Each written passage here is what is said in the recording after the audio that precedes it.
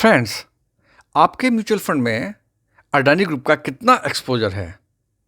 क्योंकि अडानी फेल हो गया, अडानी दिवालिया हो गया जैसे जुमले तो आपने इस बीच में बहुत सुने होंगे। लेकिन एक वीडियो सुनकर तो मेरी हंसी निकल पड़ी। उसने कहा था कि अडानी का पासपोर्ट क्यों जब्त नहीं कर रहे भाई? अगर वो देश छोड़ के भाग गया तो कौन जिम्मेदार होगा?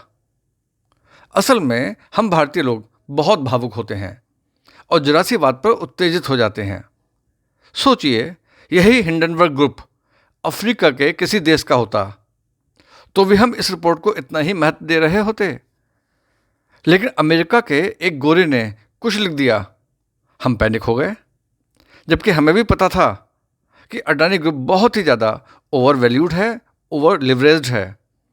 लेकिन भाव बढ़ रहे थे तो हम भी खरीद रहे थे, फंडामेंटल एनालिसिस किए बिना।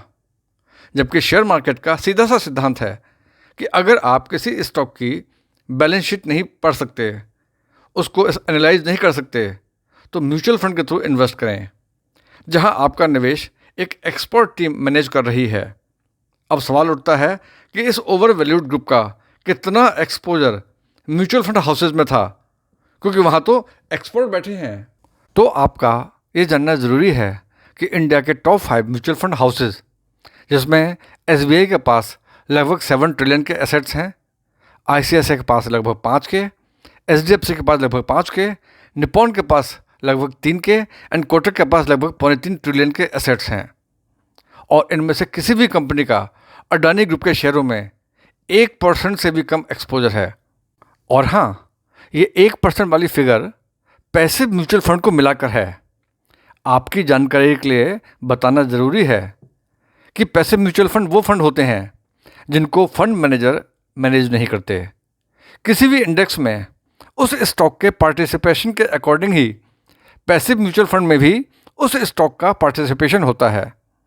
माना किसी इंडेक्स में अडानी के स्टॉक का पार्टिसिपेशन 1% है, तो उस स्टॉक को फॉलो करने वाले पैसिव फंड में भी उस स्टॉक का बराबर का पार्टिसिपेशन होगा। तो अगर पैसिव म्यूचुअल फंड का पार्टिसिपेशन हटा दें तो टॉप 5 म्यूचुअल फंड हाउसेज में अडानी ग्रुप का पार्टिसिपेशन 0.5% से भी कम होगा। हालांकि कुछ छोटे म्यूचुअल फंड हाउसेज का एक्सपोजर ज़्यादा है, जैसे क्वांट म्यूचुअल फंड का एक्सपोजर लगभग 8% है और एनजे म्यूचुअल फंड का एक्सपोजर लगभग 7% है। तो जैसे किसी पर्टिकुलर स्टॉक में इन्वेस्ट करने से पहले उसकी कंप्लीट स्टडी करना ज़रूरी है, इसी प्रकार म्यूचुअल फंड में इन्वेस्ट करने के लिए सबसे पहले फंड हाउस, फिर फंड मैनेजर, फिर फंड एंड सबसे लास्ट में रिटर्न्स के बारे में आपको पता होना चाहिए। लेकिन अधिकतर लोग इन्वेस्ट करते समय केवल एंड केवल रिटर्न्स देख के ही इन्वेस्ट करते हैं और मात खाते हैं। तो फ्रेंड्स, अगर आपका निवेश किसी अच्छे म्यूचुअल फंड कंपनी के अच्छे फंड में लगा है तो बिल्कुल निश्चिंत रहें और मार्केट की वोलेटिलिटी से बिल्कुल परेशान ना हो। थैंक्स।